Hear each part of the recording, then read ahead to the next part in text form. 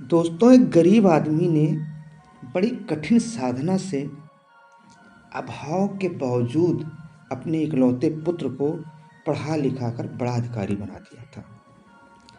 बाप को हमेशा अपने पुत्र पर गर्व होता था कि उनका बेटा बहुत बड़ा अधिकारी है।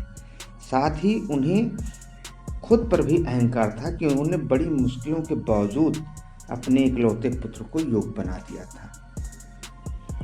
एक बार वो बुजुर्ग पिता अपने अधिकारी पुत्र के दफ्तर में गए और उसके कंधे पर अपना हाथ रखकर बिल्कुल शांत भाव से खड़े हो गए और बड़े प्रेम से अपने पुत्र से पूछा, बेटा बताओ कि इस दुनिया का सबसे ताकतवर व्यक्ति कौन है। साहब पुत्र ने अपने पिता को बड़े प्यार से मुस्कुराते हुए जवाब दिया, मेरे अलावा और कौन हो सकता है पिताजी। बुजुर्ग पिता को अपने पुत्र से इस जवाब की उम्मीद नहीं थी, बल्कि उन्हें यकीन था कि उनका पुत्र गर्व से कहेगा कि पिताजी, इस दुनिया के सबसे ताकतवर व्यक्ति आप हैं, जिन्होंने मुझे पढ़ा लिखा कर इतना योग्य बनाया। उनकी आंखें भर आईं और वे अपने पुत्र के दफ्तर से बाहर निकलने लगे। लेकिन दफ्तर से बाहर निकलते पहले उनकी भावनाएं फिर एक बार हिलोर मारने लगी और एक बार पीछे मुड़कर पुनः उन्होंने अपने पुत्र से पूछा, बेटा एक बार फिर सोचकर बताओ कि इस दुनिया का सबसे ताकतवर व्यक्ति कौन है। पुत्र ने इस बार अपना जवाब दिया, पिताजी आप हैं इस दुनिया के सबसे ताकतवर व्यक्ति।